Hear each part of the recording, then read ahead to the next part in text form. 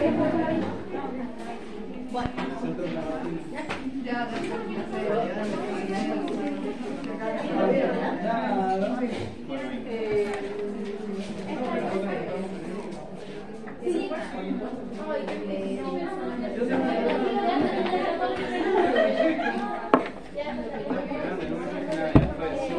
grupo expone? Nosotras hablamos de mujeres. Y las chicas creo que son las que...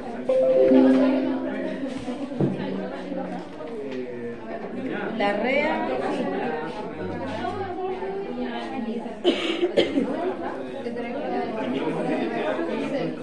Se lo tiene ya. Lo que pasa es que para ese saco, ¿lo tenés ahí? ¿Ustedes van a tener? Hay que ir a pedir la ordenanza. Pero ella sabe mandar un mensaje. No. Necesitamos el cable de vamos a conseguir una pedir. Ya está el Humberto por ahí. Quedamos el sábado y vamos a la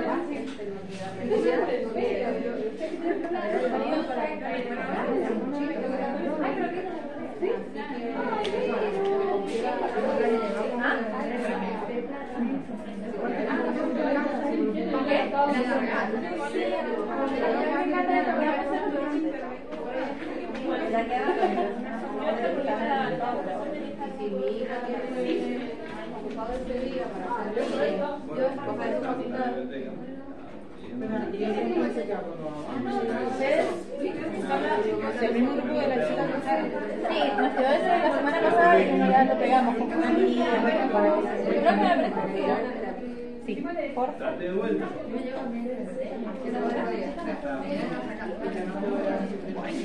Gracias.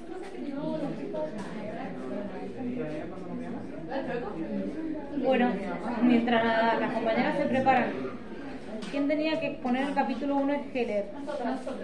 ¿Está preparada? Sí. Después queda, ¿sí? ¿Y quién tenía que exponer el capítulo 2? Está el grupo Roseló, Rivera. Bien, pasan a la próxima, ¿verdad? Sí.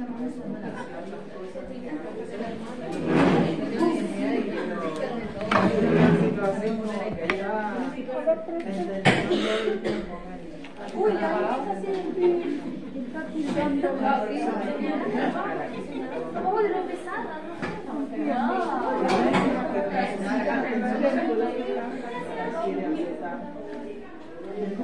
¿Preguntaste? Ahí lo trae.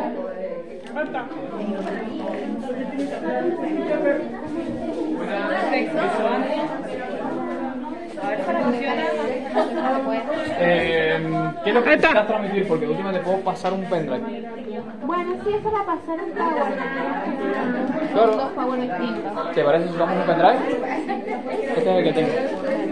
Fíjate si anda, porque yo también estaba usando con un pendrive, pero no me lo tomaba. Si no, el plan B es que se lo manden a su correo, que vean el correo. Porque si es PowerPoint, si no lo puedo mandar así.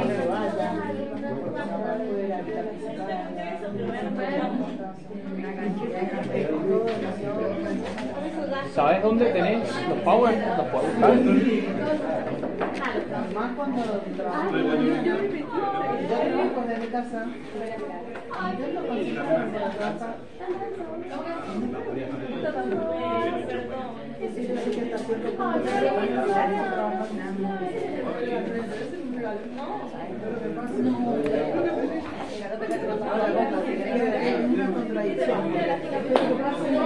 mí se me hace una buena con las palabras.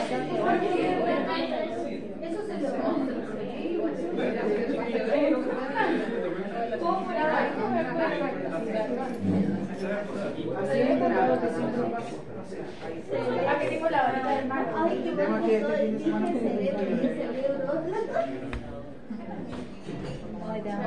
¿Me pasa el teléfono?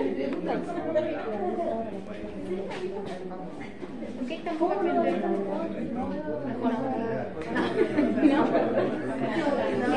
No sé, eso también, el mínimo de la no, porque la profesora se dio con los horarios. No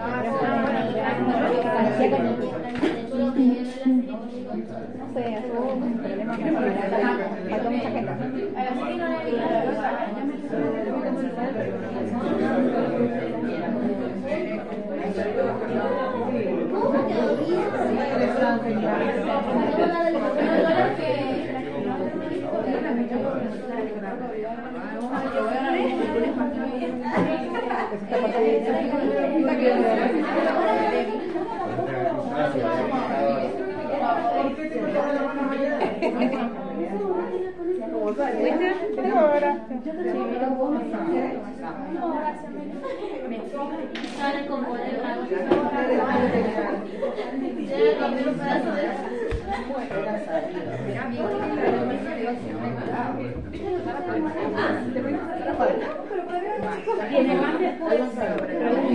¿Tiene más de presentación también? ¿Tiene pendrive?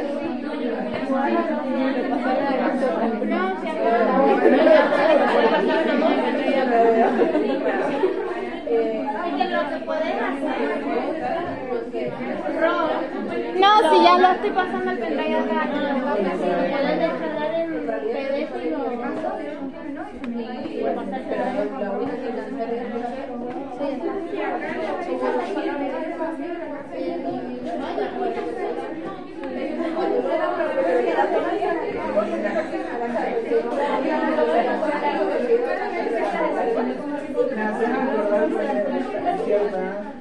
¿Solo es uno?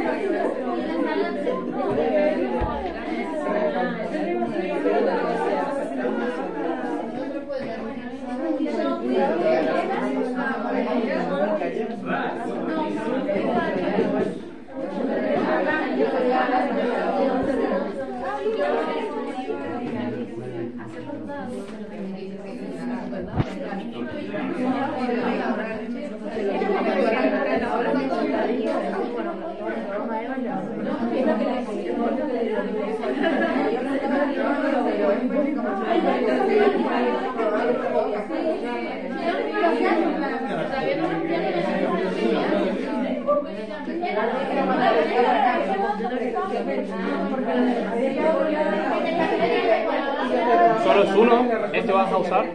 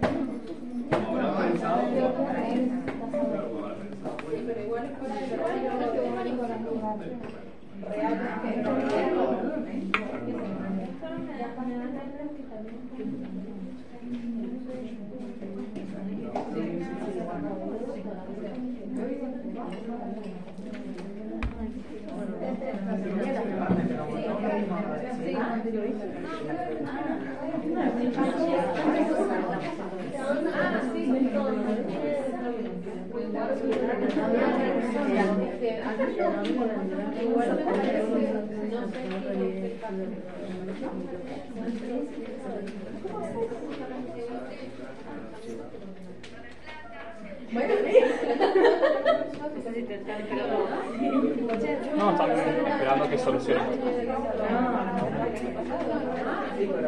Sí, todo bien.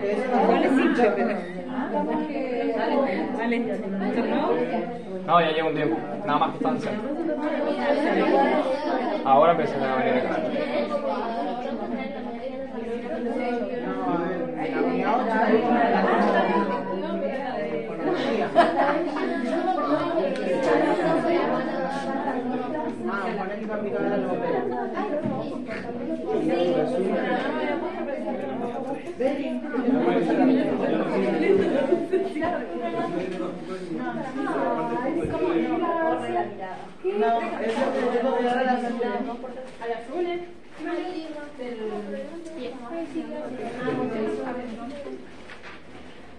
Porque nunca se lo puede pasar.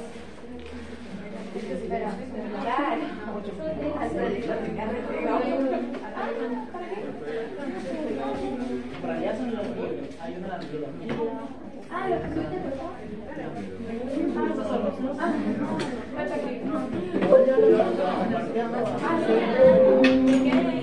tenía de todo. Ahí hay un libro de arqueología, una antropología. ¿Cuál es el que vamos a hacer?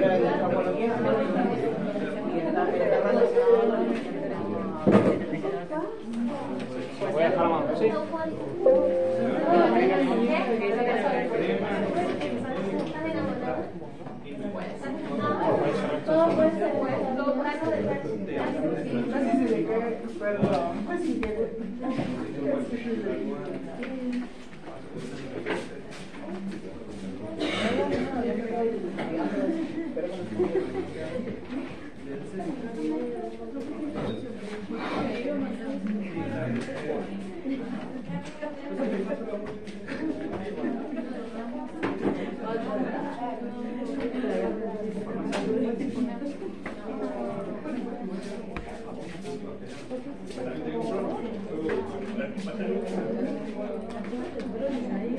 ¿Cuál era el que quieren pasar ahora?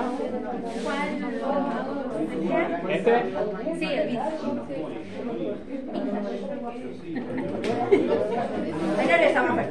Ahí estaría. Me llevo el vender. Cualquier cosita, me pegan un grito. Bueno, vamos.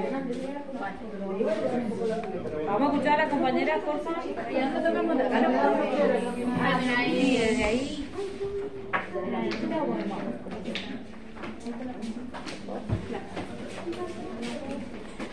Bueno, ¿de qué van a hablar? Vamos a hablar de la antropología filosófica. Para describirlo vamos a comentar un poco el objeto, la tarea y los ámbitos de esto. Se puede definir la antropología filosófica desde su etimología como un saber que se dedica a estudiar al ser humano, como lo han hecho muchas otras disciplinas a lo largo de la historia, pero desde una mirada o perspectiva filosófica. Esta mirada o perspectiva lo que hace es estudiarlo a través de la crítica o el cuestionamiento. Hay algunas características que son justamente lo que le da la mirada filosófica a la antropología, a este estudio. Está caracterizada como un saber epocal porque es un saber que analiza los distintos conceptos que se definen del ser humano a lo largo de la historia, siempre contextualizando, siempre analizando el contexto en el que se da esta definición.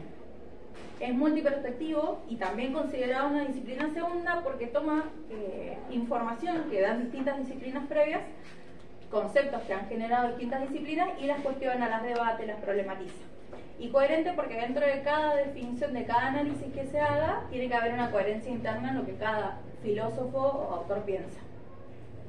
Se dedica a revisar, reflexionar y analizar críticamente los discursos acerca de aquello que somos, que es a lo que se dedica la antropología. Y es de carácter problemático, que es la característica que se da por la mirada filosófica que se analiza. Bueno, sigo yo.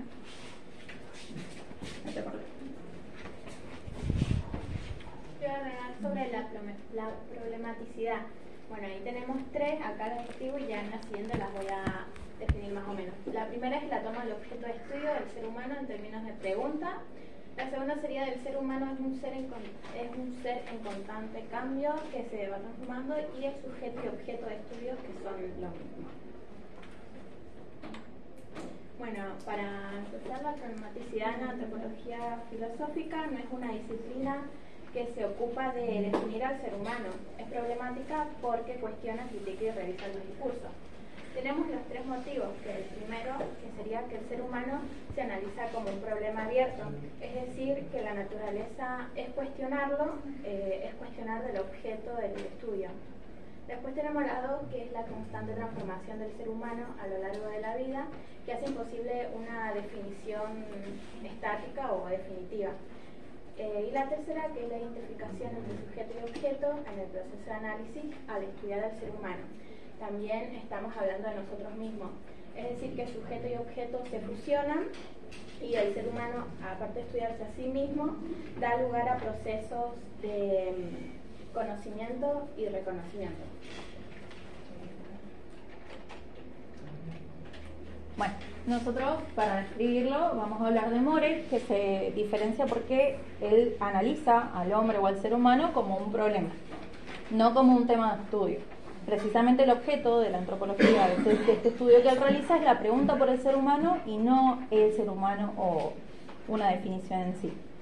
Hay dos dimensiones de análisis que se usan, está como ideal regulador o como sujeto histórico. Como ideal regulador es un modelo de lo que se espera que sea, cuando se lo menciona como el hombre. Como sujeto histórico es el individuo real.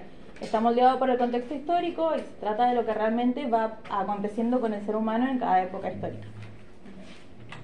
Bueno, yo voy a hablar sobre las tareas. Una de las tareas es cuestionar y desnaturalizar el concepto del hombre, en donde la antropología filosófica no se ocupa de estudiar al ser humano como si fuera una entidad fija y natural, sino que plantea al hombre como un problema. Se trata de revisar discursos y mitos que han construido históricamente el concepto de hombre.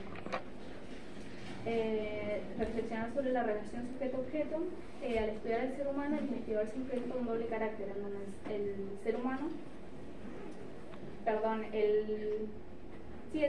es simultáneamente sujeto y objeto de estudio. Esto implica conocer al hombre, que al conocer al hombre también es un proceso de autoconocimiento. Revisar y redefinir conceptos relacionados. La disciplina se propone no solo cuestionar el concepto de hombre, sino también problematizar y analizar otros términos vinculados como sujeto, individuo, varón, persona, y nociones que aludan a roles sociales como propietario o emprendedor, y delimitar ámbitos de análisis que configuran el objeto de estudio. La antropología filosófica se despliega en tres ámbitos esenciales, que son el ámbito histórico, el ámbito de las ciencias humanas y el arte, y el ámbito institucional. Bueno, yo voy a hablar sobre los tres ámbitos donde más se enfoca. Que primero empezamos con lo que es la historia, que explora la noción, el conocimiento y las ideas del hombre. Se trata de entender cómo los seres humanos van construyendo sus modelos de vida. Por ejemplo, todo aquello que nos ayuda a entendernos mejor como personas desde el arte y desde las ciencias humanas. Luego tenemos las ciencias humanas y el arte, que son espacios donde se expresan y construyen la forma en las que nos entendemos como sujetos, que trabaja, que habla y que pertenece a la cultura. Por ejemplo, cómo nos vemos como parte de la ley, o sea, en ser un ciudadano con derechos, o en el trabajo como empleados. Luego tenemos las instituciones contemporáneas, que es el Estado, la educación, la salud, los medios de comunicación y las redes sociales, que lo que hacen es proponer discursos y modelos sobre lo humano. Nos dicen en cómo deberíamos actuar en la sociedad, por ejemplo, o sea, qué tipos de modelos producen, como ser el buen ciudadano, el trabajador ideal. En todos estos ámbitos hay modelos e ideas del ser humano que se transmiten y circulan en diferentes instituciones. A partir de estos modelos, lo que hace es que se construyen y se producen sujetos que pueden ser jurídicos, políticos, laborales. Bueno. Muy bien. ¿Preguntas? Conclusiones.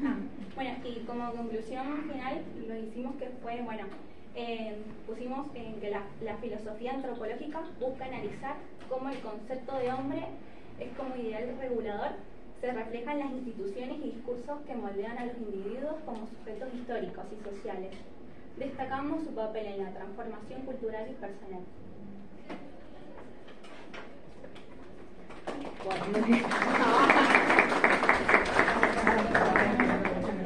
Preguntas de los compañeros, compañeras, objeciones.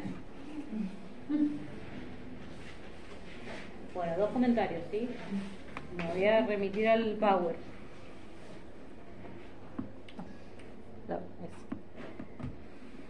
Un par de cuestiones. Por un lado, la educación no es una institución, porque una institución es la escuela, la universidad, ¿sí? La salud no es una institución. Sí, el Estado no. La salud no es la institución, el hospital o el Ministerio de Salud o la Secretaría de Salud Pública o el organismo. Sí, la institución es quien oficialmente produce normas, ¿sí? Y establece normas, prácticas, hábitos respecto de un ámbito como el de la salud o el de la educación, etc. La institución no es la salud o la educación, eso por un lado. Tenerlo en cuenta. Y un poco decían, no sé si, digamos, puede ser que provenga del mismo texto, pero para que lo tengamos en cuenta. En las instituciones contemporáneas circulan modelos de ser humano, eso está bien, es cierto, pero ahí hay que tener en cuenta las dos cosas. Circula también el sujeto histórico concreto. Digo, si hacemos la distinción entre sujeto histórico y ideal regulador, que hacían referencia antes, en las instituciones circulan las dos cosas. El ideal regulador, sin duda, no sé, como decía, un sujeto jurídico ideal, pero también circula el sujeto histórico concreto. En el hospital, entre comillas, tenemos tanto el profesional ideal, pero tenemos el sujeto histórico concreto, que es el que nos atiende, y a veces no lo atiende de la mejor manera, y a veces como paciente también hay un modelo que circula y está el sujeto histórico concreto, que es el que nos encontramos, con todas sus dificultades, que no son solo las de la salud, sino que son las económicas, la del nivel educativo, la de la violencia estructural, etcétera, etcétera, ¿sí? No sé, tengo un amigo que era médico, me decía, cuando estás en la guardia no solamente te encontraba al que viene enfermo o accidentado, te encontraba a alguien que te viene y te amenaza, hay que llamar a la policía, porque ese sujeto paciente ideal que veíamos en la facultad no es el que nos encontramos en la guardia los sábados en la noche o el domingo en la madrugada.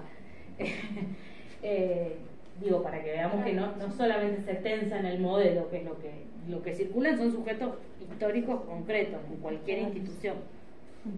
¿Estamos? Y algo más, que esto lo voy a mencionar porque es la propiedad conmutativa al nombre de la disciplina que lo hacen habitualmente estudiantes en los distintos años, digamos, que es decir, la filosofía antropológica. No, es la antropología filosófica. La antropología es sustantivo y filosófico es lo que adjetiva. Digamos, hay una inversión ahí que no corresponde para la denominación, ¿sí? Decimos niños y niñas felices, no decimos felicidad aniñada, no sé, me parece que estamos hablando de cosas distintas. O para poner una cosa ridícula para que veamos que la propiedad conmutativa no opera en el sustantivo y el adjetivo. Lo digo para llamar solo la atención, para que lo tengan en cuenta ustedes también cuando escriben, que a veces no nos damos cuenta y hacemos la inversión y es otro sentido, está hablando de otra cosa. ¿Estamos? ¿Se entiende lo que digo? Bien, muy bien, chicas. Algo más. Tengo 3 nombres anotados en este grupo. Dígame quiénes son. Larrea, Malvesi, Adamo, Castro, Rocío. porque si no después no le va a figurar la nota. Bueno, muy bien. Un aplauso para los compañeros.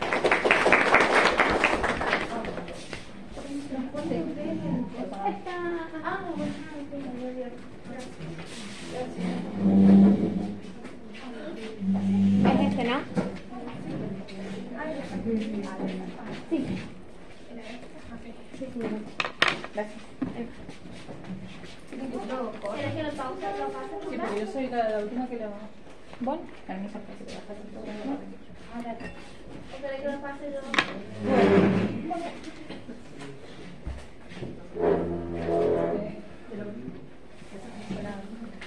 ¿Quiénes? Son esas 3. No, son esas 3. Porque digo, otra vez tengo 3 nombres. La Vicky solo es buena. Buena compañera. Acércate la silla, Vicky.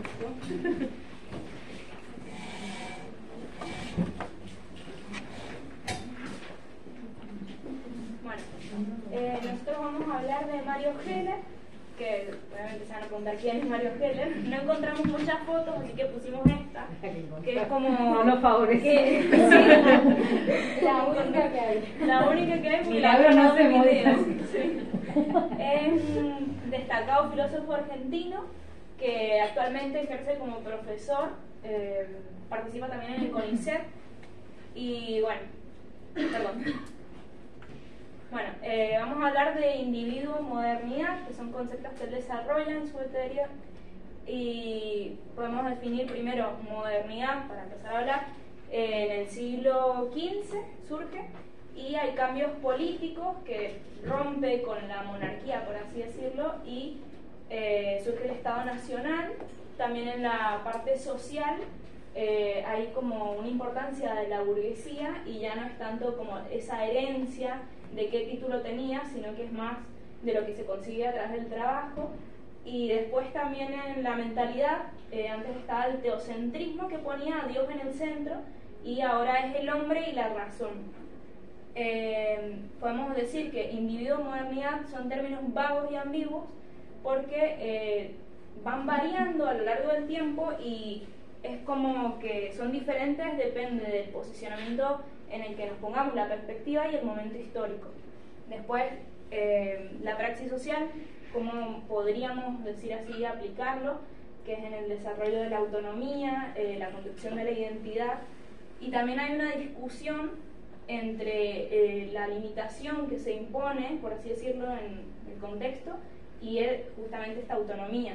El individuo, según Mario Heller, es un conjunto de características y tendencias psicológicas invariables definidos por cierto tipo de deseos y propósitos que actúa impulsado por determinada clase de motivos y que tiene unos intereses concretos.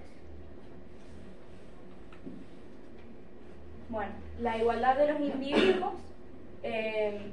podemos decir que el orden político tiene un obstáculo, que es el poder religioso, ya que necesita desplazarlo para establecerse. En los procesos de secularización hay una recuperación de creencias y, por así decirlo, hay una desconexión también de todo este antecedente político, y el individuo moderno es concebido como titular de derechos y ya no como carne y hueso, por así decirlo. Y en la igualdad de derechos antecede la concepción cristiana de que todos somos iguales porque somos hijos de Dios, mientras que en la modernidad el hombre es igual por el simple hecho de nacer con la condición humana y tiene dignidad. Y la relación entre hombre y naturaleza, el hombre como propietario posee y domina a la naturaleza.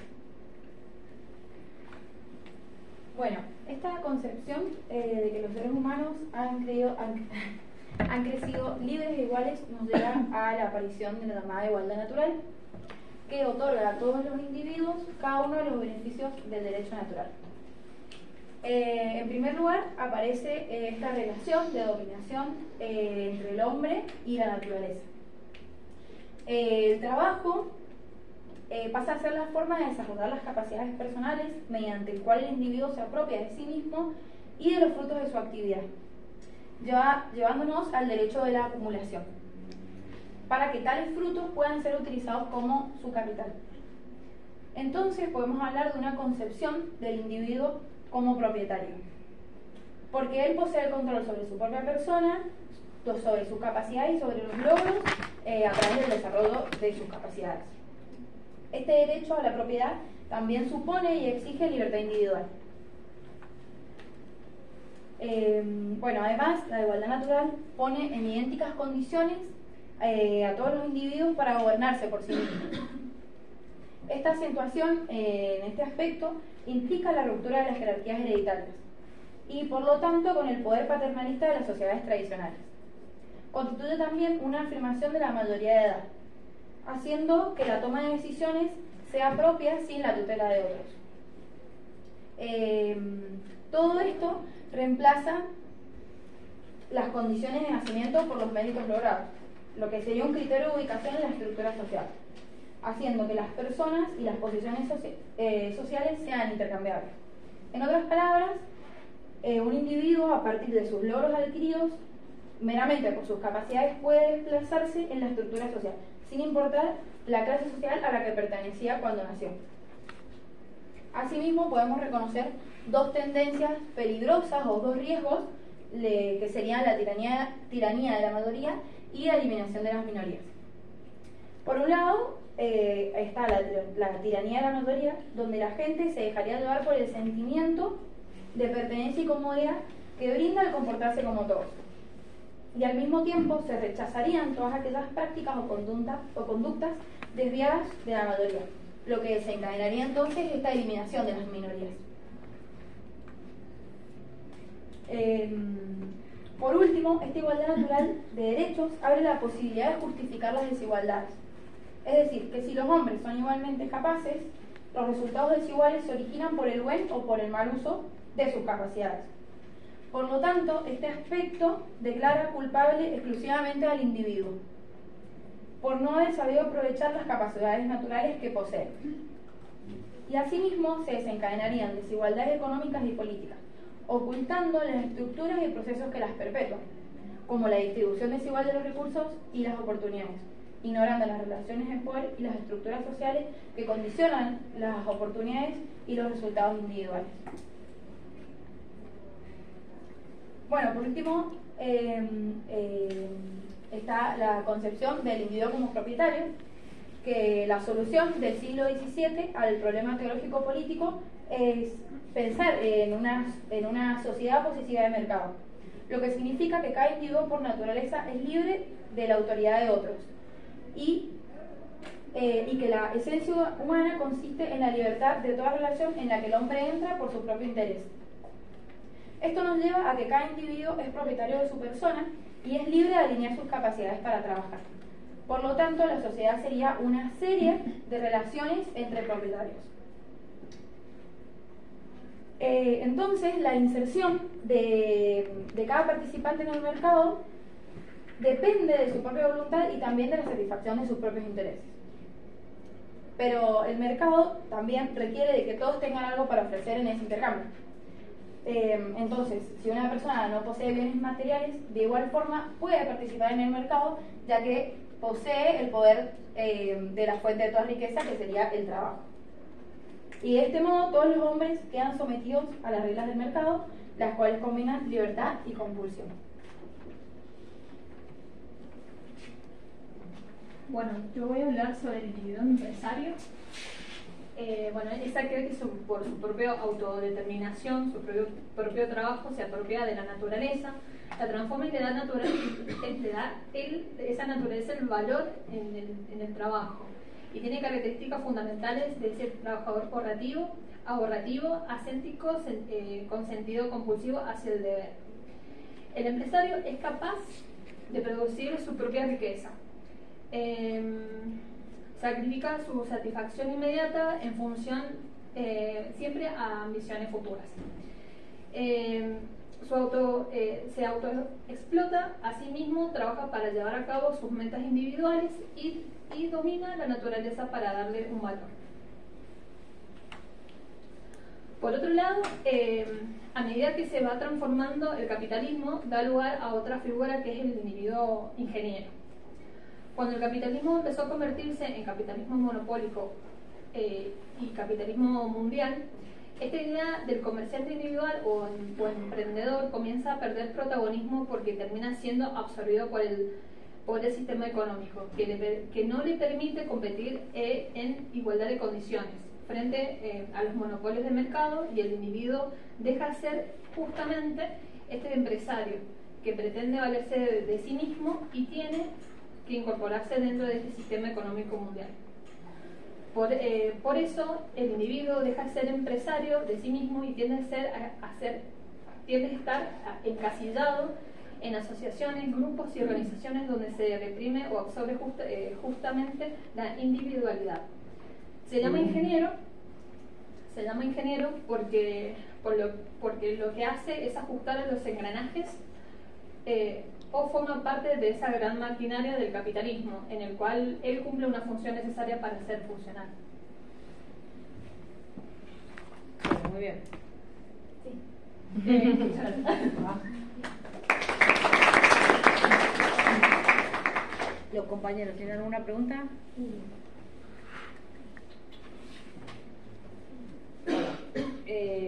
Avanzaron más a lo que llegué con la clase, ¿sí? Sí, Porque avanzaron hasta el final del capítulo. Sí. Está bien, digamos, pero, o sea, porque la teoría yo debía haber avanzado más en la clase. ¿Qué dificultades encontraron ustedes con el texto mismo? Porque seguramente al tener que leerlo también, pues obviamente que aún con la mediación de la clase, ese texto tiene su complejidad. Digo, ¿qué dificultades encontraron? Porque podemos reflexionar sobre eso y para que les sirva a los demás que todavía no han leído ese texto, si es que hay alguien que no lo ha leído todavía, que lamentablemente supongo que serán muchos de los presentes y de los ausentes. ¿Qué dificultades encontraron? A ver si las podemos salvar, ¿sí? Y también como advertencia para los compañeros. ¿Qué les pareció? A veces como que se diluía mucho, no sabía, como que no nos dábamos cuenta de cuando era que estaba explicando algo, pero no era su postura, sino como que la estaba criticando y explicando, y cuando era su postura. Entonces eso nos costaba. Nunca es su postura en el caso de Jesús. ¿Sí? Eso como ayuda para cuando ustedes abordan ese texto, no el caso de otro texto. En este caso el texto lo que hace, podríamos decir, una reconstrucción que por momentos es descriptiva, ¿sí?, de la concepción de individuo moderno, con todas las características, con todos los ingredientes, con todas las situaciones que él va reconstruyendo, ¿sí?, con las descripciones, con las definiciones conceptuales, pero en el fondo siempre hay un distanciamiento crítico de esa posición en el caso de Heller. Lo que pasa es que a veces la filtra esas críticas tan disimuladamente que uno no alcanza a identificarlas como críticas, ¿sí? Eso es importante lo que están diciendo las compañeras, porque efectivamente lo que puede pasar es que si no lo leamos como que él está proponiendo eso también, y en realidad lo que está haciendo es criticándolo. Primero lo describe fuertemente, pero va introduciendo la crítica. A mí me pasó en la última descripción de igualdad natural, cuando primero explicaba lo de justificar las desigualdades y después lo criticaba, entonces fue como que no entendía, pero bueno, al final lo terminé como enganchando, pero es como que primero lo describe y después lo critica totalmente. Sí. Bueno, está bien, entiendo que por ahí han tomado a lo mejor fragmentos literales porque es el modo de resumir, incluso sin la mediación de la clase, y es uno de los textos, como decía el compañero, más fáciles el chiste lo dijo la semana pasada, o algo así dijo. Es un texto que en general da problemas, sí. A mí me quedó una duda. Bueno, no me pegues. Está relacionado con lo del individuo empresario como individuo ingeniero. En esta libertad de mercado, ¿quién el individuo elige dónde posicionarse, o es una cuestión que está realizada por el acceso a la disponibilidad del recurso? Voy a volver yo sobre eso. Yo quería preguntar sobre, en una parte dijo que se veía como el derecho positivo, no entendí bien qué era lo positivo, no porque sea positivo o negativo, sino que no entendía a qué se refería. Derecho positivo son las leyes. Cuando se habla de derecho positivo es el código escrito consuetudinario, es decir, cuando hablamos de derecho positivo estamos remitiendo a las leyes, ¿sí? Porque uno puede decir, hablamos de derechos o hablamos de derecho, ¿sí? Pero una cosa, entre comillas, una cosa es una cosa, otra cosa es otra cosa. Una cosa es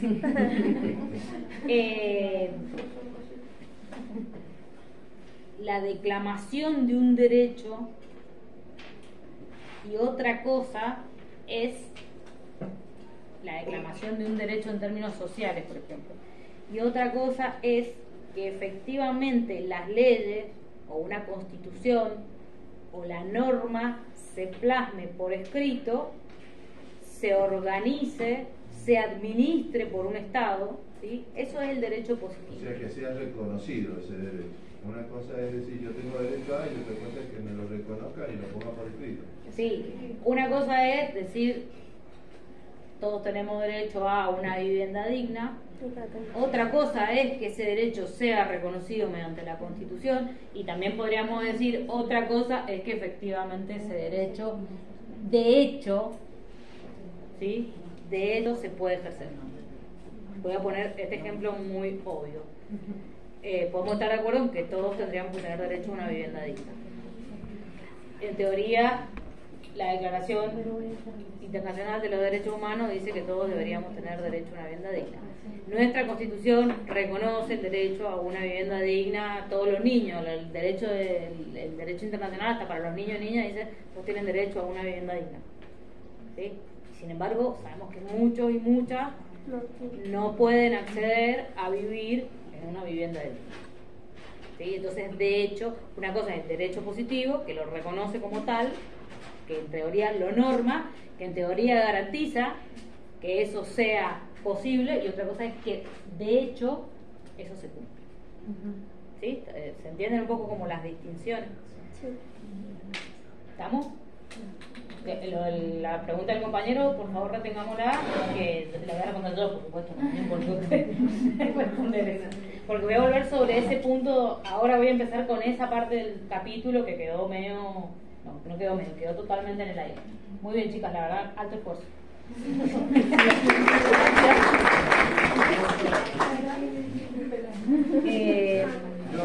Una pregunta, sí. Los trabajos que los alumnos exponen, ¿lo vamos a tener a disposición?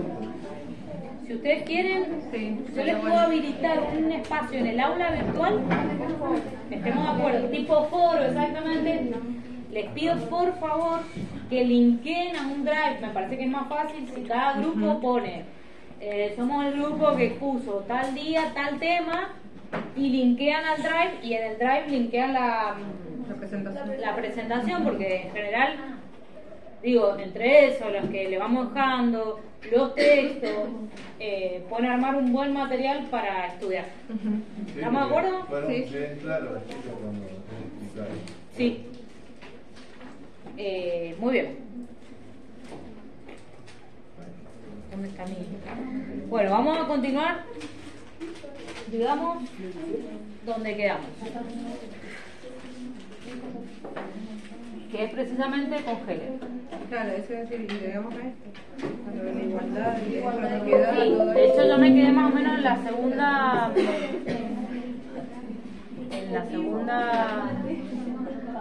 ¿Estos quieren que los borre de acá o lo dejo en la computadora de la facultad? Para quienes pusieron. ¿Es mi pendrive el verde? No, acá es mi pendrive esto. El chico lo copió al. El chico lo copió al escritorio de la máquina de la facultad, por eso. Si les molesta que alguien lo curiosee, yo lo puedo eliminar ya mismo. Bueno, vamos con lo que estaba. No, el chico trajo un pendrive, no está ahí de ustedes. No sé dónde lo.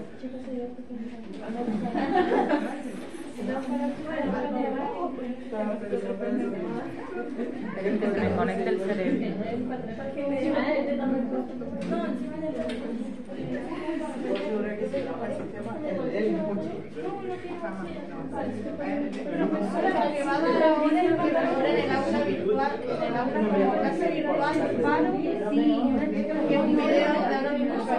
Ahí le digo.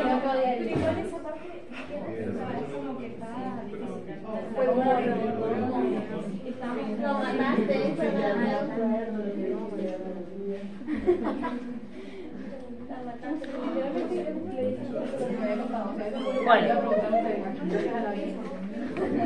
ahí más o menos habíamos llegado. Un comentario de una compañera a raíz de una pregunta que es importante porque para que se ubiquen, ¿sí? Les decía yo la otra vez que en el aula virtual compartimos el espacio todas las carreras que están cursando en este cuatrimestre, ¿sí? Hay otras carreras que cursan los jueves, el jueves hubo paro. En ese grupo, digamos, de carreras, no tuvieron la clase, entonces le han subido una clase virtual que vendría a, más o menos, no me he fijado qué le subieron, pero debería... sobre género, individuos, la edad de nacimiento. Probablemente es lo mismo que más... Bueno, van a ver que si es una clase virtual que da otra profesora o otro profesor, decimos más o menos lo mismo de una manera muy distinta. Entonces, igual si quieren, pueden ver ese tema, esa clase virtual como reforzamiento. En el caso de ustedes, como no hicimos paro, no hace falta, lo vamos a ver en las clases, pero si alguien lo quiere usar también de material de estudio o para cruzar cosas, nunca está de más. ¿Quién nos evalúa, profe? Pregunta difícil. Tenemos un sistema que es un poco complicado. El que toca, la suerte loca. Exactamente, que es un sistema muy antiguo, que es el que toca, la suerte toca. Yo trato, y en esto tengo que decir la verdad, yo trato de apropiarme de los exámenes de las personas que cursaron conmigo. Cuestión que no siempre es fácil, porque hay muchas cuestiones del azar, que supone que, por ejemplo, no sé, si un día se le ocurre presentarse a 50 de terapia y 3 de otra carrera, y yo no voy a corregir los 50 exámenes mientras el otro profe corrige en 3, porque vamos ayudándonos. Y hay otras veces, yo nunca doy en intelectuales, y sin embargo hay veces que se presentan 20 intelectuales y termino corrigiéndole a los de intelectuales. Y en teoría, eso, digamos, en teoría, le da cierta objetividad a la corrección, digamos, porque en teoría todos damos los mismos temas, ¿sí? Obviamente que hay estilos distintos de dar la clase, etcétera, etcétera, pero en teoría cualquiera podría evaluar cualquier cosa porque todos sabemos los mismos temas, los profes, ¿sí? Obviamente que yo en general tiendo a querer corregir a los que cursaron conmigo, pero no siempre es posible. Sí, eso es para que lo tengan en cuenta. Como es escrito, la verdad, que lo que está en el papel está en el papel. No hay mucho para ayudar, digo. Claro, o sea, no es que si yo corrijo, de hecho me ha pasado a veces que me he dicho, esta persona ha venido 50 veces a consulta, cursó conmigo, bueno, alcancé a agarrar ese examen. Un poco, en teoría también cuidamos el orden de que vamos corrigiendo en el orden que entregan. Atendiéndome a todo eso, igual a veces agarro algún examen sabiendo de quién es, y me ha pasado que a veces lo tengo que desaprobar y digo que me hubiera dejado que lo corrigiera otro y por lo menos no me siento culpable, pero bueno, pasa, a veces pasa y es parte de la tarea, no sé, digo, es parte de la tarea de digamos, cuidar la objetividad dentro de lo que uno puede ser objetivo en la corrección. Si hay algo ahí escrito y está bien, digo, y si hay algo que no está respondido, no hay con qué hacer magia, digamos. Porque efectivamente a veces cuando tenemos dudas, digo, esto es un término de confesión, tenemos duda con un profe, decir, che, mirá, acá en este caso no sé si le corresponden 15 o 20 puntos porque está muy al límite, porque no sé qué, lo revisamos entre 2 o 3 ahí mismo para estar seguros que estamos corrigiendo lo mejor posible. Digo, en los casos límite donde están entre un 5 y un 6, donde se juega un desaprobado, por ejemplo. Entonces ahí, en general, lo que hacemos es, cuando estamos, es decir, lo revisamos entre los 2 o 3 profes que estamos y nos quedamos tranquilos que estamos siendo objetivos y no porque conocemos, porque le tenemos cariño, porque los queremos ayudar, porque toda la pelota que ya saben ustedes. ¿Se entiende? Bueno, lo siento mucho. Y es más, no sé si no lo favorece que le corrija a otra persona. No lo sé, no pondría las manos en el fuego ni por mí ni por nadie. Vamos donde está. Voy a intentar un poco retomar, no sé si voy a responder tu pregunta, pero si no, la volvés a presentar y la revisamos. Como bien dijeron las compañeras, y si uno sigue el hilo del capítulo primero del texto de Heller, hemos estado viendo que un poco plantea el problema de la relación individuo-modernidad, empieza mencionando lo que implica la afirmación de la igualdad de todos los individuos y las consecuencias que se derivan de esa afirmación de la igualdad, ¿sí? Y a continuación Heller también lo que va a empezar a hacer es diríamos, describir lo que él mismo llama las figuras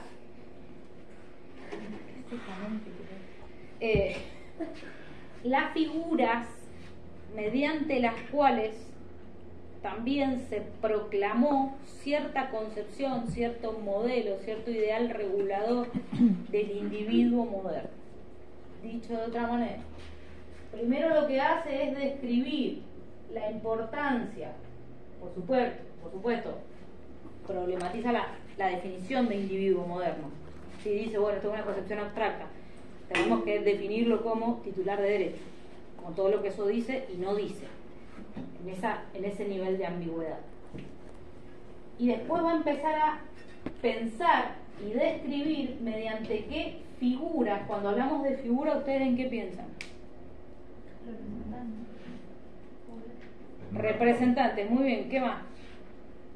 Pero el concepto figura, ¿qué es una figura? Una forma. Es una forma. ¿Qué forma toma? ¿Sí? ¿Qué es una forma estrictamente también? No sé, lo voy a poner por lo que para mí es una figura. ¿Qué es una figura? No deja de ser una abstracción respecto de lo que sí podemos ver replicado en lo concreto, una formalización de algo concreto, ¿sí? ¿Cuál es la primera figura que él va a describir? La de el individuo como propietario, o dicho de otra manera, la definición del individuo como propietario. ¿Qué significa? ¿Qué consecuencias tiene? ¿Sí? Y como dijeron bien las compañeras, si uno presta atención, él dice, esta figura se deriva de la noción misma de individuo en la modernidad, ¿sí? Y podríamos decir, la modernidad, hemos dicho, empieza en el siglo XV aproximadamente, pero sobre todo en las teorizaciones del siglo XVII se va a avanzar en la definición de individuo como propietario, y eso implica también una definición de la relación individuo-sociedad planteada en términos muy específicos o muy particulares o muy singulares, ¿sí? Esto es, ¿qué relación se teje a partir del siglo XVII entre individuo y sociedad? ¿Cómo se piensa la relación individuo-sociedad? ¿Qué tendemos a pensar? ¿Que siempre se pensó igual? No. Lo que tenemos que hacer es comprender que a partir de la modernidad también se postula un modo de relación entre los individuos y un modo de justificar el surgimiento de las sociedades, ¿sí? Precisamente, habíamos estado diciendo previamente, la concepción de individuo opera hasta hoy, ¿sí? Tiene sus implicancias hasta hoy. También la idea o la figura del individuo como propietario resuena, ¿sí? O incluso diríamos que en alguna medida se naturaliza hasta hoy. No todo el tiempo, no estamos pensando, ay, el individuo como propietario. Seguramente tienen otras cosas más interesantes en que pensar. Pero por ejemplo, cuando se habla socialmente de las personas propietarias, ¿sí? Hay una concepción de base de entender al individuo como propietario. ¿En qué se basa esa concepción? En la idea de que los individuos son, por naturaleza, libres de la autoridad de otros, ¿sí? Por naturaleza. ¿Cómo? Serían neoliberales. No, los neoliberales siguen esta teoría. Es decir, es al revés en la relación, pero está bien lo que estás asociando. los individuos por naturaleza en la teoría política moderna del siglo XVII en adelante, sí, había dicho la semana pasada que la modernidad tiene una teoría fundamental que va a justificar la concepción de individuo, que es la del liberalismo. ¿De acuerdo? Y considera que la esencia humana es, por tal, en consecuencia, la libertad individual. Pero la libertad individual es algo que tenemos por naturaleza, no porque nos es asignada por alguien o porque nos es reconocida por alguien, sino que así como se postuló la idea de igualdad natural, se habla de libertad natural. ¿Qué supone esto? Que naturalmente somos libres e iguales entre los seres humanos y que todo reconocimiento que asigne un Estado, por ejemplo, debería ser consecuencia de esa igualdad y de esa libertad natural. En esta teoría, esa libertad natural que todos tenemos, naturalmente, además, solo tiene el límite, que lo dice el sentido común, más común y no repensado. ¿Cuál es el límite de la libertad individual natural? La libertad del otro. La libertad de los otros. ¿Sí? Bueno, ese sentido común proviene de esta teoría.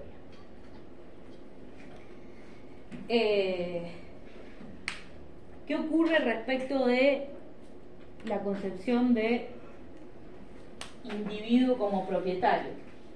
Decía yo, cuando empecé a hablar, que hay una relación que se postula no solo para concebir el individuo, sino en relación con otros individuos y en relación con la formación de una sociedad.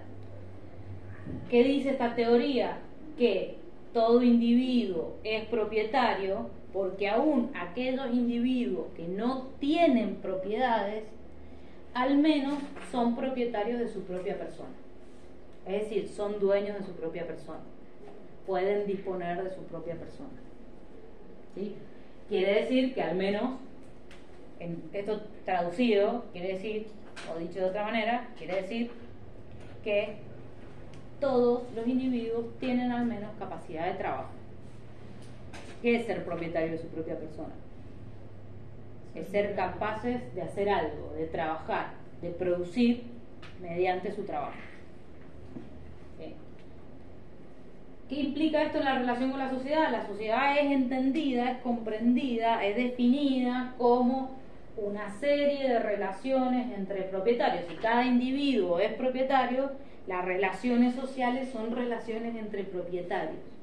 Eso que parece, bueno, que no generaría a lo mejor tanto ruido, tal vez ustedes piensan que es así, implica que las relaciones sociales se definen en términos de relaciones mercantiles. ¿Qué significa hablar de relaciones mercantiles? De intercambios. Sí, ¿qué es una relación mercantil? Una relación de intercambios, pero ¿qué tipo de intercambio? Comercial, de bienes y servicios. ¿Qué más dijeron por ahí? Beneficio económico. De beneficio económico. ¿Qué más? Sí, porque además en general, digo, uno puede pensar el intercambio como un simple intercambio, pero en general una relación mercantil es un tipo muy específico del intercambio. ¿Sí? De dar a alguien por recibir algo. Sí, eso es un intercambio, dar y recibir en la teoría. Pero en general en las relaciones mercantiles hay además una compra y una venta. Hay una compra y una venta y hay, bueno, en las relaciones mercantiles modernas, a partir de la modernidad, también hay dinero como mediación, además, pero además hay en general, en las relaciones mercantiles hay un objetivo, un deseo, una búsqueda del lucro. Porque hay otro tipo de intercambio, ¿sí? Pero uno no va a la relación mercantil a cambiar papa por papa, ¿no es? Eso sería un intercambio poco feliz y sin sentido. Uno no saldría de su casa a cambiar papas por papas, salvo que fueran variedades muy distintas inconseguible, pero en general es raro. Poco frecuente y no es lo que ha sostenido las relaciones mercantiles, ni individuales ni internacionales. ¿Estamos de acuerdo en eso o no? Sí.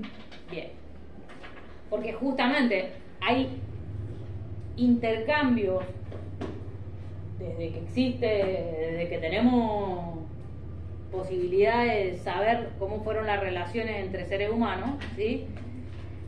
Pero a veces tenían que ver con intercambios de pisos ecológicos distintos, ¿sí? O de necesidades distintas. Uno intercambiaba con alguien que hacía tejido porque uno producía verdura o fruta, o bueno, los intercambios pueden ser de muchas maneras, pero en la sociedad moderna se, diríamos, impulsa y también se vuelve, podríamos decir, modelo de las relaciones sociales, las relaciones mercantiles.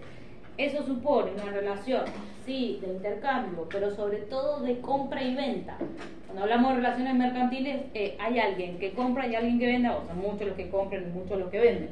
Por supuesto que para vender hay que tener algo para vender. Y para comprar hay que tener algo que ofrecer al vendedor, cosa que sabemos todos. Todos sabemos que además en las relaciones mercantiles, tal como se postula en la economía clásica, en las relaciones mercantiles lo que regula esos intercambios es el precio. ¿El valor decís vos? Sí, el valor, digo yo. Porque a veces no siempre es moneda lo que recibe. A veces puede ser un intercambio comercial es distinto a un intercambio, pero un intercambio comercial puede ser que vos puedas intercambiar un producto en comparación al valor de otro producto de otro individuo. Pero vos podés, qué sé yo, ejemplo, podés entregar 3 toneladas de manzana por 2 cajones de tomate. Porque es una concepción en el sentido del valor comercial de repente de la zona. A ver, vos me decís, sí, es raro, pero si yo voy a Arabia, 2 cajones de tomate, te puedo asegurar que van a salir, no sé si 3 toneladas de manzana, pero por ahí va a andar, porque depende también la región, depende la zona, depende del individuo, depende de la sociedad. El intercambio comercial ese va a tener ciertos valores diferentes y desiguales según. Bueno, yo le voy a llamar precio, ateniéndome a otro modo de nombrarlo, porque justamente el precio de una mercancía, le vamos a llamar, no vamos a hacer intervenir todavía el tema de los servicios, que es posterior, que también podría ser traducido en términos de mercancía, pero no importa, porque tienen un precio. Los servicios hoy también tienen un precio, pero bueno, vamos a suponer relaciones mercantiles básicas, diríamos, simples, medidas por un precio. El precio o el valor de ese precio, todos sabemos que en la teoría económica clásica se regula mediante la ley de la oferta y la demanda. Eso es una manera de describir lo que dice el compañero. A ver, el tomate en marzo en Mendoza está depreciado porque hay mucho.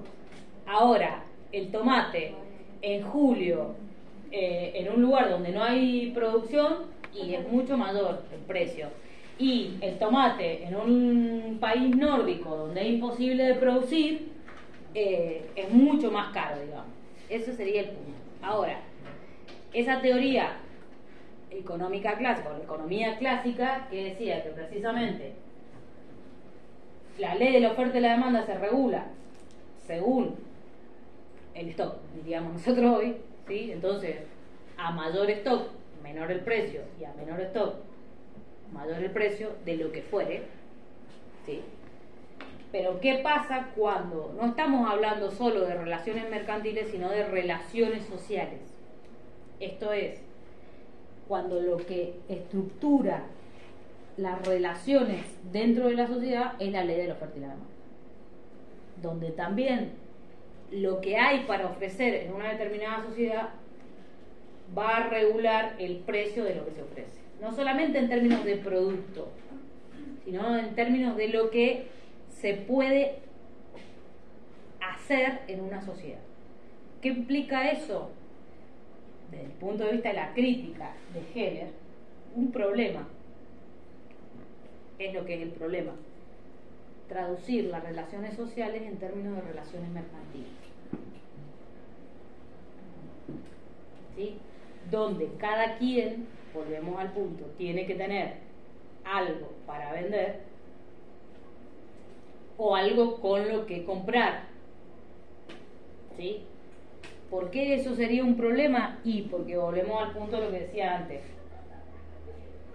No juegan en igualdad de condiciones el ya tener propiedades, es decir, tener además de nuestra propia persona cosas para ofrecer, voy a hacerlo muy básicamente, a que lo único que tenemos es nuestra propia persona. ¿Sí? Entonces va a decir, bueno, por supuesto que ahí no hay una igualdad de base.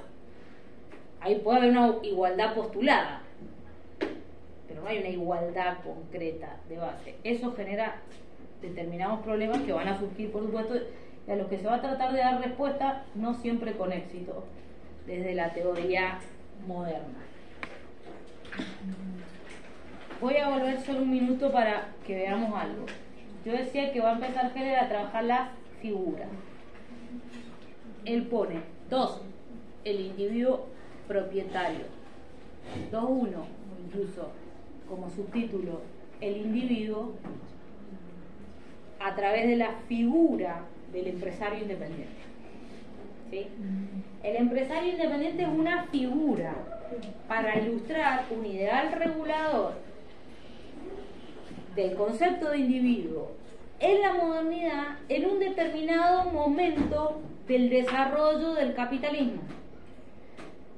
Dije la otra vez, en la modernidad que podemos ubicar a partir del siglo XV, casual o causalmente,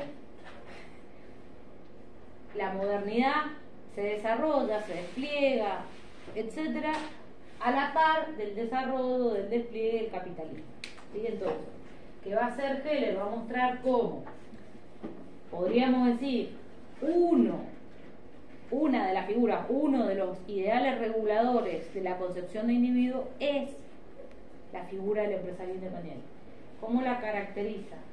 Como otro modo de aludir a la noción de individuo en términos abstractos.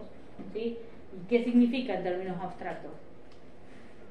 Cuando se habla de empresario independiente no se remite a la situación concreta, histórica, específica de tal empresario, sino de una manera abstracta. ¿Qué va a decir Heller? Esta figura del empresario independiente se caracteriza por ser, dice él, trabajador, ahorrativo, emprendedor, ascético. Esto es lo mismo que nombraron las compañeras.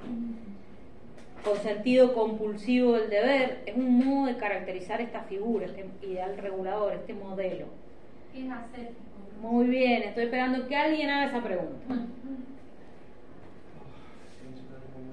¿Qué es ser ascético? Como escéptico. ¿No? ¿Qué es el ascetismo? ¿Alguien sabe? No. No, muy complejo lo que estoy preguntando. Mire, voy a ir como para que veamos la familia de palabras y a ver si lo entendemos. Las prácticas ascéticas, por ejemplo, son prácticas además de la antigüedad, incluso la antigüedad clásica, que se realizaban en el marco de las prácticas religiosas, sobre todo. Por ejemplo, las personas consagradas, digo desde la antigüedad clásica porque no tenemos que pensarlas solo en relación con el cristianismo. Prácticas ascéticas son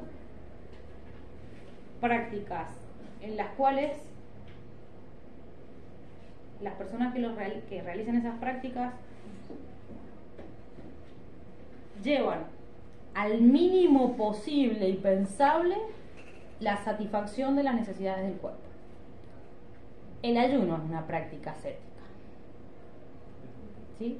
Por ejemplo, el ayuno libre como se hace hoy. El ayuno en el marco, por ejemplo, de una práctica ascética antiquísima, puede ser no comer carne, y eso es una forma de ayuno, pero hay otras donde es no comer durante 7 días, solo tomar líquidos, ¿sí? ¿Qué significa eso? Llevar a, ¿qué? Que lo planta en su vida cotidiana sí o sí. ¿Cómo? Que lo haría, o sea, parte de su vida todos los días, el ser el empresario. Hay prácticas, no, claro. ¿Qué supone, digo, para traducirlo en este caso, pero digo, ¿qué supone una práctica ascética? La posibilidad de hacer un sacrificio, dejando de lado las necesidades del cuerpo. Hay también prácticas ascéticas, por ejemplo, uno puede considerar una práctica ascética el celibato en lo religioso, ¿sí? Que es no dar lugar al deseo del cuerpo en términos sexuales, ¿sí? No atender a una necesidad sexual, por ejemplo, ¿sí? Así, y en el caso que dije recién, no atender a una necesidad que es la necesidad del hambre, comer. Hay muchas, ¿sí? Si uno mira, hay prácticas que también tienen que ver con eso y que se entregan a la meditación, pero es una perfección espiritual.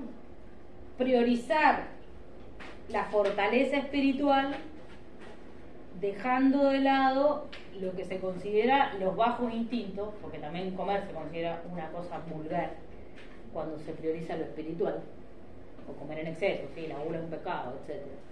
Tantas cosas que uno podría decir.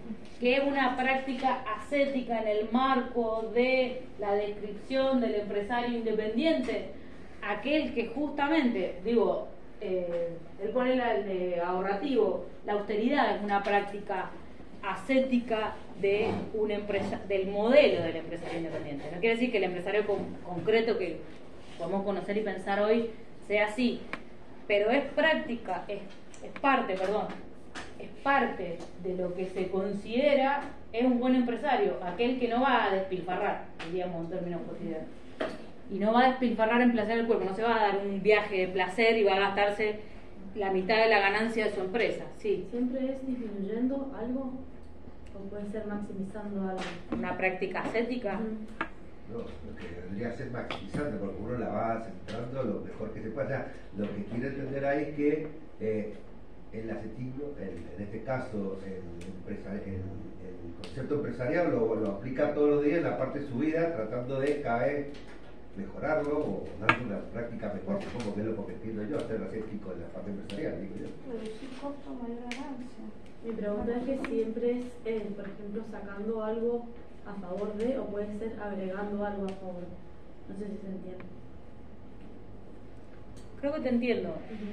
Porque, por ejemplo, al hacer ayuno, no comer o disminuir mucho la comida en cierto aspecto, o ahorrar mucho en cierto aspecto, también puede ser maximizando algo. Tiene las dos caras, si se quiere, porque evidentemente vos maximizás lo espiritual si disminuís tus necesidades corporales a lo mínimo y aprendés a vivir y tener energía con lo mínimo, para poner el ejemplo de la práctica ascética que no tiene que ver directamente con lo empresarial. En ese sentido hay cierta creencia de que hay una potencialidad en eso, si no, no se haría. Depende de dónde se pone el foco, Siempre la práctica ascética sí tiene de fondo una desproporción de la valoración, porque remite a la cuestión del cuerpo. ¿Sí? Insisto, esto es el ideal regulador, es en el ámbito de una figura ideal. No quiere decir que en realidad cada empresario independiente haya llevado práctica ascética. No, pero se supone que si uno es un buen empresario, va a ser ahorrativo, va a ser trabajador, va a ser emprendedor, va a ser ascético, va a tener sentido del deber antes que el del placer. A eso se refiere Heller, ¿sí? Es el deber lo que mueve, no el placer, ¿sí? Hoy en día, por ejemplo, eso está mezclado también. Un ideal regulador atiende al placer, el que se va al Caribe un mes al año y lo puede hacer y puede mostrar que lo hace. En ese momento no, porque los valores son otros, ¿sí? Dije, esta es la primer figura de la modernidad en términos de individuo ideal regulador. e implica la noción de empresario independiente el dominio de la naturaleza por la técnica, por medio de la técnica, instrumentando los mejores medios técnicos para dominar la naturaleza, para producir, para vender, etc. Y por supuesto que eso supone que hay una visión de futuro que tiene a la base el estímulo o el objetivo, decía yo antes, incluso cuando definía el individuo como propietario, de la ganancia material, ¿sí? Porque en este caso no son prácticas ascéticas como las de la tradición religiosa para fortalecer el espíritu, sino que acá es una práctica ascética muy concreta que tiene el objetivo de producir más ganancia, incrementar la ganancia de la empresa, ¿sí? No fortalecer el espíritu. Fortalecer el bolsillo. Claro que sí. Segunda figura, el ingeniero.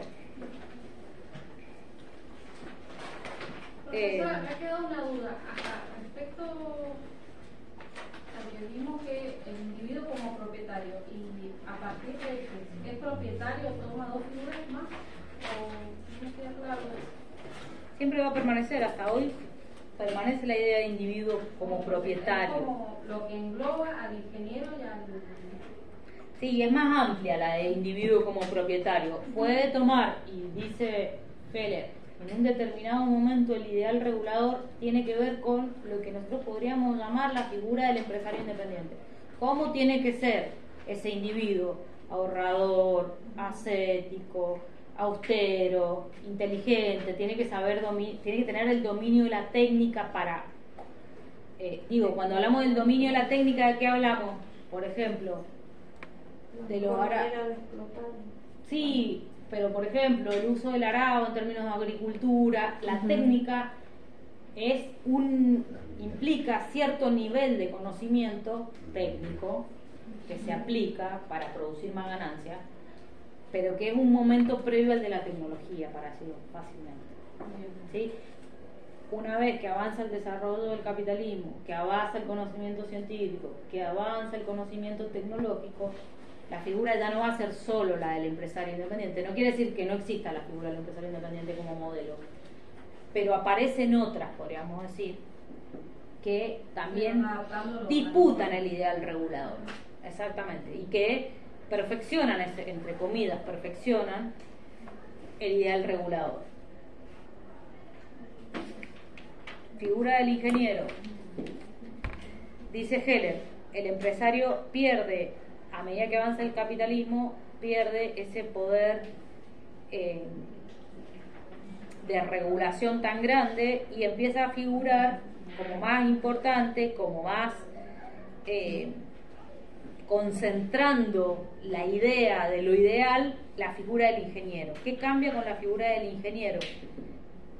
Que responde a la nueva racionalidad del sistema productivo. Esto es, ya no solamente tiene que tener un conocimiento técnico, sino que tiene que equilibrar, ¿sí?, organización y centralización del sistema productivo que se va cada vez más industrializando a medida que avanza el capitalismo. Y que se va además industrializando, tecnologizando, digamos, a medida que avanza el capitalismo. Y que tiene que ver con lo que él va a llamar la etapa del capitalismo monopólico, ¿sí?, o la etapa de la concentración del poder económico en manos de monopolios y no solo ya en manos de empresarios independientes, sino monopolios. O sea que sería como la evolución del empresario. Exacto.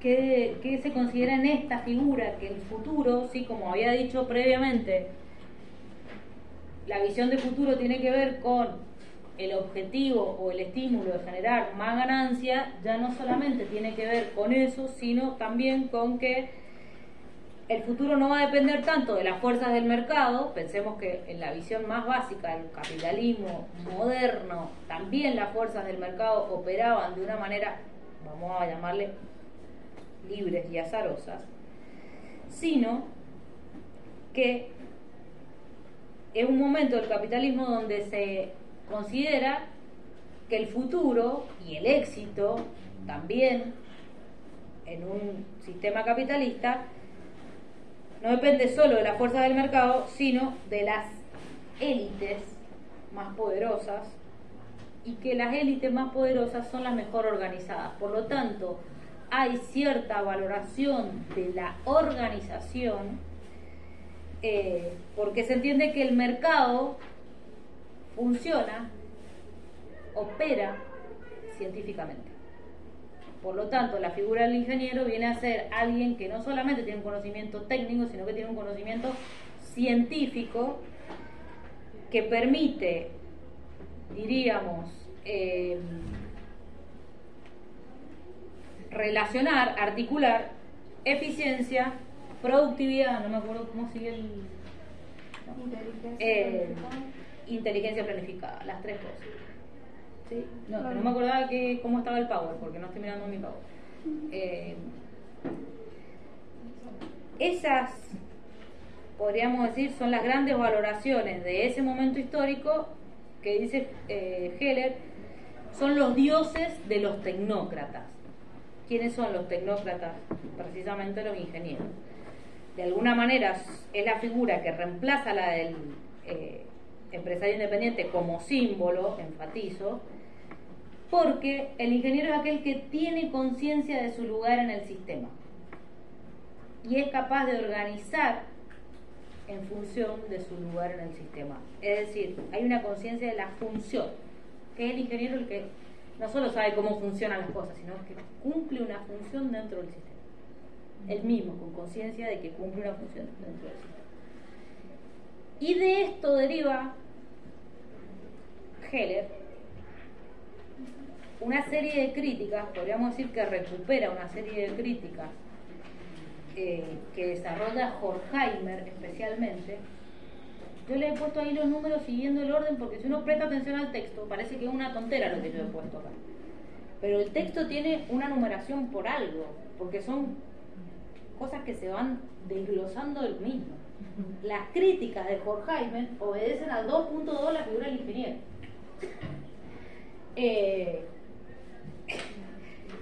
Lo digo porque si no después siempre dicen, ay, no se entiende el texto Heller. Si uno sigue el hilo, es una mamushka, está una cosa dentro de otra, dentro de otra. Una vez que uno abrió la más grande, encuentra una más chiquita, y después si mezclaron todas las muñequitas, igual aunque sea por el tamaño se darían cuenta, pero no sé qué pasa, que desarmamos la mamushka y después no la podemos volver a armar.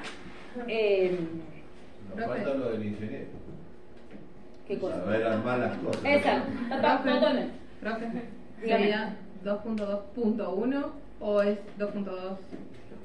Porque primero te presenta el modelo y ahora la crítica. Las críticas. Sí, está dentro. Yo no sé si le pone 2 puntos. A ver, acá tengo el texto. Sí, pero... creo que sí, lo podemos.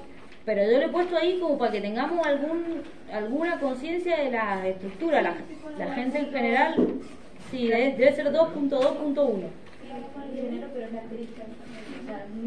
Bueno, él está dentro del 2.2.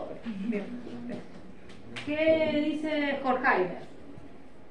Bueno, por supuesto, esto que acabo de decir, que esto responde a una evolución del sistema capitalista, pero que además el proceso, esto hílenlo con lo primero que yo conté de Horkheimer cuando veíamos la definición de la filosofía como crítica, el mismo Horkheimer, Max Horkheimer. ¿Qué dice Horkheimer? Que el proceso de modernización es un proceso, cuando hablamos de proceso de modernización, es la modernización de la modernidad. Que el proceso de modernización es un proceso irracional, porque en realidad no viene acompañado de condiciones para hacer cada vez más libre a los seres humanos, ¿sí? Esto es, ha habido modernización, ha habido industrialización, ha habido tecnologización, el sistema capitalista se ha perfeccionado infinitamente. Horkheimer es del siglo XX, pensemos que del siglo XV al XX han pasado 500 años, o 400 por lo menos, y que dice Horkheimer, la creación de las condiciones para la liberación humana de la necesidad, que en teoría es el objetivo de la modernización, no ha producido esa liberación. No produjo liberación. No somos más libres en el siglo XX, dice él, aun cuando hay un proceso de, sin duda, mayor conocimiento, mayor producción, mayor índice de ganancia, mayor acumulación, mayor capacidad de producción de alimentos. Pensemos, siglo XX, ni hablemos en el XXI, y sin embargo las personas no son más libres en términos de generar humanidad. Si uno mira esto podríamos pensarlo hoy. ¿Qué dicen las estadísticas hoy? ¿Cuántas personas todavía trabajan en condiciones absolutamente de violación de los derechos laborales muy básicos? ¿Sí? Y lo podemos ir a ver a las fábricas textiles muy lejos de nosotros, pero lo podemos ir a ver en algunas fincas muy cerca de nosotros, a pocos kilómetros. Dígame, licenciado. En el centro también. En el comercio, en algunas situaciones del comercio donde no solo no tienen reconocimiento de obra social, jubilación, etcétera, sino ni siquiera los horarios, la cantidad de horas. Ay, no lo dejan, como me contaba una amiga, que no te dejan ir al baño. O sentarse. Exacto. A mí esta semana me mandaron, ayer, un texto que dice: el esclavismo comienza a revertirse cuando los ingleses, en franca expansión industrial, inician una vigorosa campaña para abolirlo.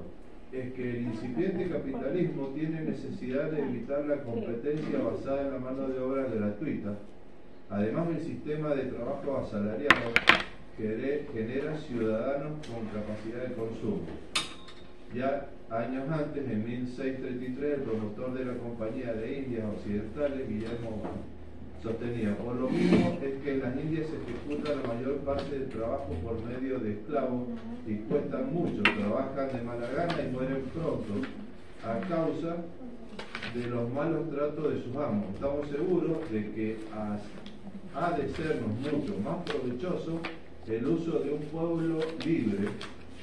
Además, el esclavo no deja otro provecho que su trabajo, porque yendo desnudo nada adquiere ni necesita de las industrias. O sea, somos más libres porque le viene bien para poder vender su producto. En esa versión parece que sí.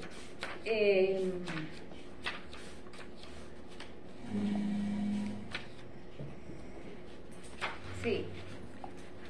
Yo a veces pongo este ejemplo que a lo mejor es bastante conocido o desconocido, no sé cuáles son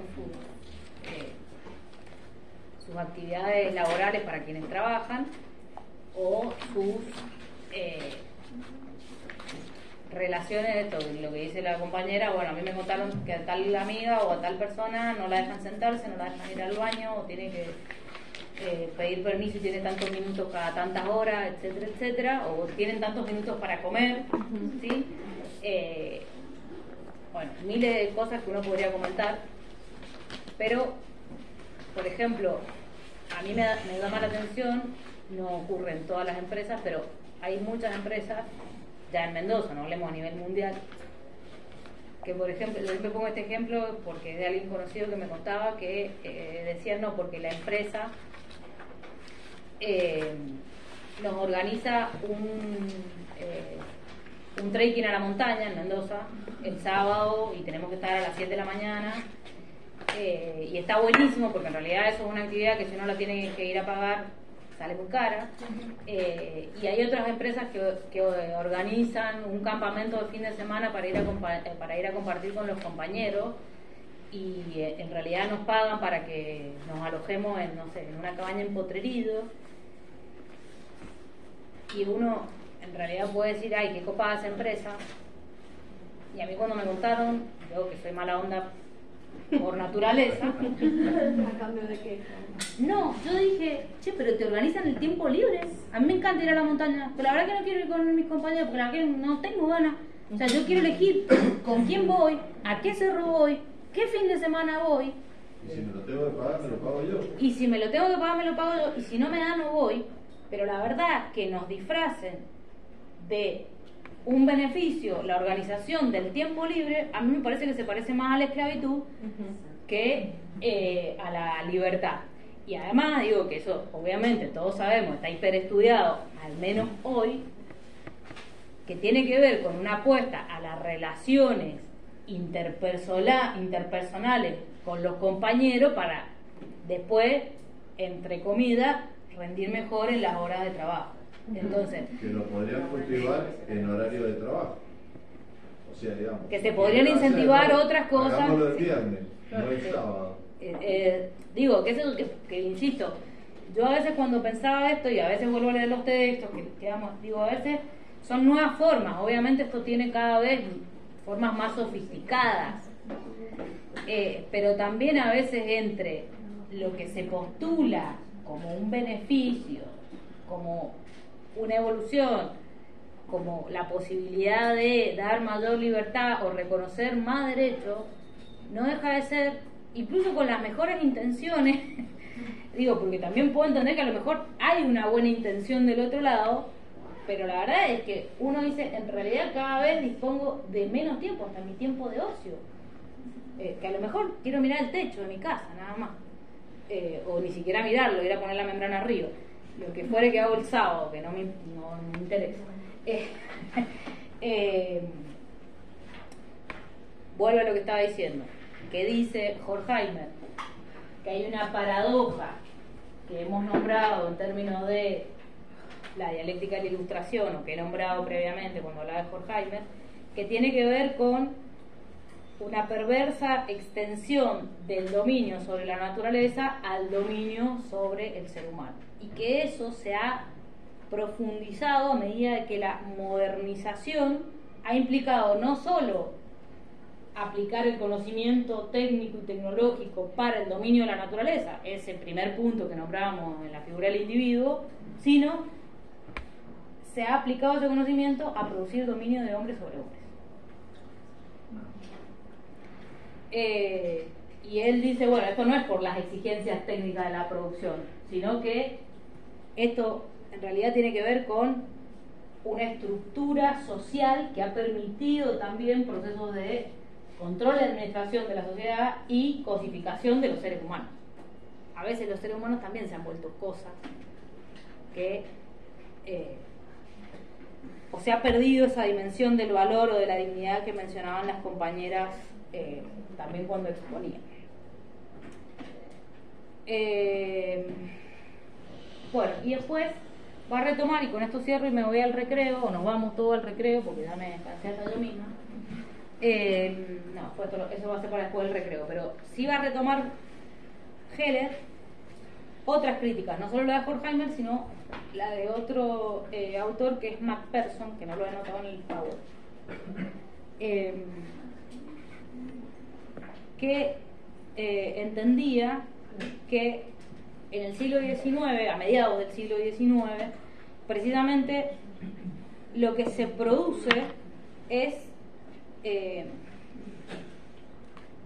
son dos grandes cambios en las sociedades modernas que de alguna manera operan como momentos de quiebre, podríamos decir, o de crítica a este desarrollo de la concepción de individuo. Macpherson nombra dos cosas. Una, como quiebre, como ruptura, como crítica, ¿sí? Una primera es la organización de la clase obrera en el siglo XIX, ¿sí? Que tiene que ver con la toma de conciencia. Ese es un punto clave. Y otro punto clave es la instauración del sufragio universal, también sin restricciones. Dice, esos son dos quiebres que de alguna manera operaron como críticas. ¿Por qué esos dos son quiebres? Porque la organización de la lucha de la clase obrera funcionó, hizo posible, puso en evidencia, si se quiere, que no todos eran libres e iguales en las sociedades capitalistas. Y el reconocimiento o la lucha primero por el sufragio universal, verdaderamente universal, y con el tiempo, suponiendo que eso se logró, ¿sí? Se logró ese derecho, el reconocimiento de ese derecho. Digo, cuando hablamos de universal es para todas las clases, pero también para los géneros, ¿sí? Esa toma de conciencia de la pérdida de reconocimiento de igualdad que se había producido aún postulando la igualdad es un antecedente importante y desafía la capacidad de alguna manera de lo que era la clase dominante o poseedora o con mayores recursos para mantener el poder a pesar de ese sufragio universal. ¿Qué quiero decir con esto? Va a decir Macpherson o Heller, retomando a Macpherson. Esos dos momentos de quiebre van a hacer que las clases dominantes tengan que repensar cómo van a continuar en el poder desde el punto de vista político si las clases bajas acceden al sufragio, ¿sí? Por ejemplo, y cómo van a hacer para mantener cierto estatus de poder y cierta estructura socioeconómica si se logra el reconocimiento de los derechos de los trabajadores. Y cuestión que empezó a postularse o a ponerse en la agenda a partir del siglo XIX, pero también con mucha fuerza en el siglo XX. ¿Sí? Esa es la gran pregunta que se desprende de este momento histórico que está describiendo Heller en ese capítulo. ¿Alguna pregunta? Sería entonces cómo perpetuar el poder de mi ideología. No solo de mi ideología, en algunos casos tiene que ver con diríamos, un sector social, supongamos. No sé, depende de los países, esto cambia, ¿no? Y Heller lo pronuncia de una manera bastante general. Si uno piensa ese problema en Europa no es lo mismo que en América Latina, ¿sí? Pero tampoco es tan distinto en algún sentido. Si uno mira la historia del siglo XX en Argentina, yo siempre me remito al contexto argentino porque además supongo el que más conocen en términos históricos, tal vez una suposición errada, errónea. Digo, si uno piensa, por ejemplo, qué supone en el siglo XX argentino los primeros gobiernos populares, ¿sí? Van, digamos, sostenidos, impulsados, con reconocimiento de sectores populares, ¿sí? Voy a poner Irigoyen o Perón, todo el revuelo que generó en Argentina, ¿sí? Eso ahí, digo, que uno lo puede pensar en términos muy concretos en Argentina, con toda la singularidad y la bolsa de gato que es el peronismo, no sé, todo lo que queramos decir, no es lo mismo el primer peronismo, el de Perón, ni el irigoyenismo, ni el segundo peronismo, ni lo que pueda ser llamado hoy día peronismo, bla, bla, bla, toda la singularidad histórica que podamos hacer, toda la salvedad histórica que podamos hacer.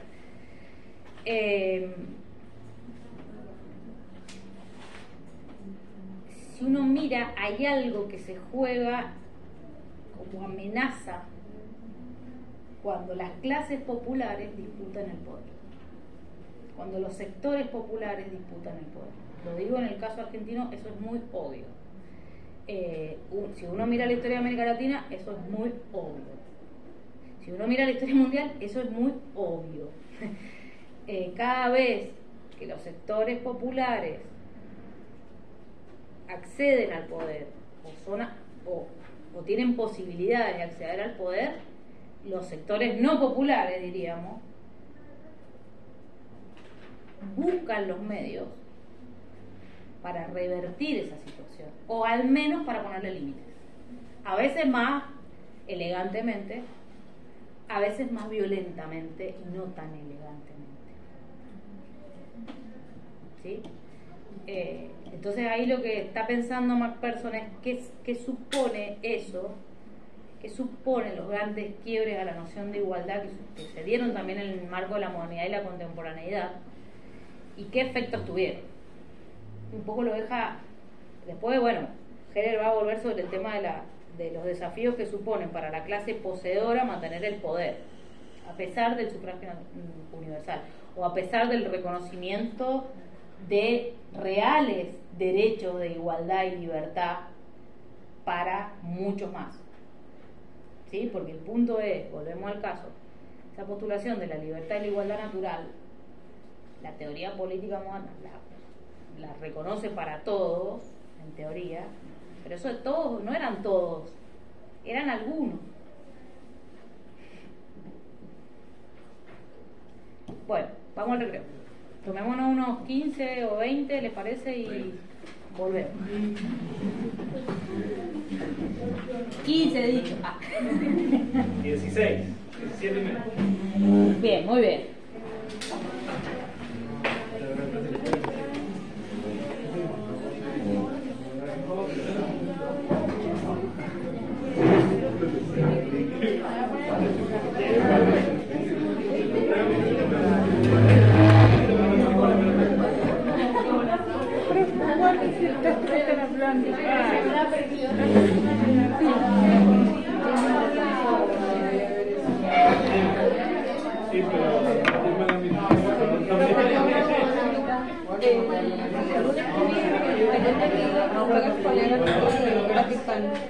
Sí, pero claro, eso iba a preguntar. Primero tienen que ver el tema y después exponer. Pasarse a otro tema. Ahí